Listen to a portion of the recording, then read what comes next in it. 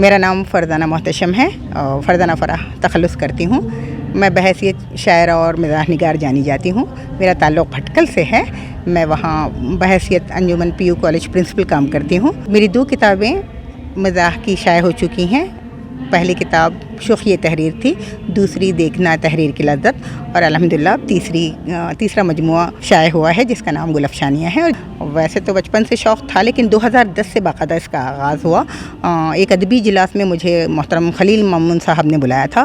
وہاں سالار اخبار کے ایڈیٹر مرحوم محمد اقبال صاحب نے مجھے دیکھا اور وہاں سے گویا کہ آغاز ہوا. اس کے بعد میں محترم رؤوف خوشتر صاحب گلبرگہ کے, وہ صاحب تھے جنہوں نے باقاعدہ مجھے یہ تحریک دی تھی اور کہا تھا کہ آپ کو شگوفہ میں شائع ہونا چاہیے, اور انہوں نے ہی مجھے فون نمبر دیا تھا محترم مصطفیٰ کمال صاحب کا.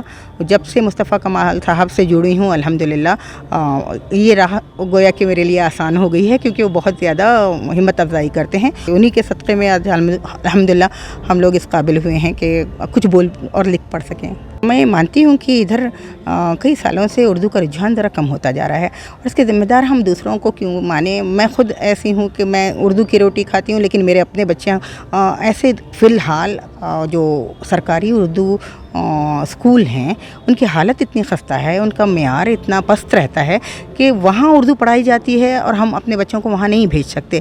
کوشش ہماری یہ ہونی چاہیے کہ ہم خود کوئی اسکول ایسا کھولیں جو کسی نہ کسی طرح سے انگریزی میڈیم کے جو اسکول ہوتے ہیں ان کا مقابلہ کر سکے. یقیناً اگر آپ ویسا معیار لاتے ہیں تو جو بھی والدین ہیں وہ مانیں گے کہ چونکہ معیار اچھا ہے, ڈسپلنڈ ہے. اور ہمارے یہاں ایک اور چیز ہوتی ہے کہ سرکاری اسکولوں میں جو ملازمین ہوتے ہیں, جو اساتذہ ہوتے ہیں, وہ ٹھیک طرح سے پڑھاتے نہیں ہیں, وہ مخلص نہیں ہوتے جیسے پرائیویٹ اسکولوں میں ہوتے ہیں. پرائیویٹ اسکولوں میں جو خلوص ہوتا ہے, جو خوف ہوتا ہے مینجمنٹ کا, وہ کہیں نہ کہیں باندھ کے رکھتا ہے لوگوں کو کہ وہ تعلیم دے. یہی وجہ ہے کہ اردو عموماً سرکاری اسکولوں سے جڑنے کے بعد میں زبوں حالی کا شکار ہے. ہم کم سے کم یہ ضرور کر سکتے ہیں کہ اپنے بچوں کو ہم گھروں میں تعلیم دیں. میری بچی ہے, چھوٹی ہے, ایک دفعہ میں اس کو یونیورسٹی لے گئی تھی تو اچانک ایک پروفیسر صاحبہ نے اس کے ہاتھ میں بہت بڑی تنقیدی کتاب رکھ دی. ان کو بس یہ دیکھنا تھا کہ چونکہ وہ میری بچی ہے, چاہے اس کی عمر کتنی بھی کوئی نہ ہو, کیا وہ پڑھ پاتی ہے. اور یہ میری خوش نصیبی ہے کہ بغیر اٹکے میری بچی نے وہ پہلا پیج پڑھ لیا. تو اور اس وقت آپ یقین مانیے, آپ یہ جو سوال کرتے ہیں کہ آپ لوگ اردو کے لیے کیا کر سکتے ہیں یا کیا کر رہے ہیں, اس وقت میں پانی ہو گئی تھی اور میں نے سوچا تھا کہ اگر آج میری بچی نہیں پڑھ پاتی تو یقیناً میں بھی گھیرے میں آ جاتی. تو ہم لوگ اگر انفرادی طور پہ چھوٹی بھی اگر کوششیں کرتے ہیں اپنے بچوں کو تعلیم دینے کی, اور اپنے گھر سے ہی یہ شروعات ہونی چاہیے. اگر آپ نے اپنے بچے کو پڑھا لیا, پہلے تو آپ پڑھانے کا کام کیجیے, وہ پڑھ لے, اس کے بعد میں اس کو آپ ادب کی طرف لے آئیں. ہمارے یہاں باقاعدہ ایسا ہوتا ہے کہ وہ ہماری کتابیں جب شائع ہوتی ہیں تو بچیاں اس کو لے کے دیکھتی ہیں, ہم اس کو قدر و قیمت کا احساس دلاتے ہیں. آپ جس چیز کی قدر کریں گے یقیناً آپ کے بچے اس کی قدر کریں گے.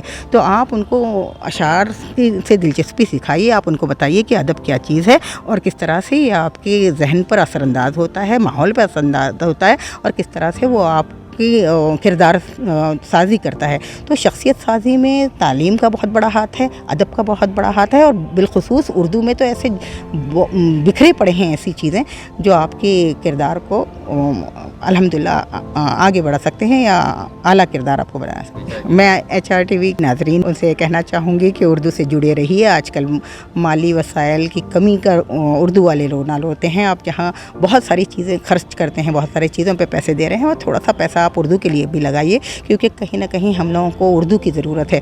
اردو مٹتی جا رہی ہے, اردو پڑھنے والے مٹتے جا رہے ہیں, اور ہم لوگ صرف اس کا واویلا نہیں کر سکتے ہیں. ہم لوگوں کو اپنا حصہ دینا ہوگا. اس کے لیے آپ ذرا سا دل بڑا کیجیے, اپنے بچوں کو بھی پڑھائیے تاکہ آنے والی جو دور ہے اس میں اردو قائم رہے. ہم ہی نہیں رہیں گے تو ظاہر سی بات ہے ہماری شناخت مٹتی جائے گی, اور اردو ہمارا حوالہ ہے, ہماری شناخت ہے. اس کو قائم رکھنا ہم سب کی یکساں ذمہ داری بنتی ہے. شکریہ.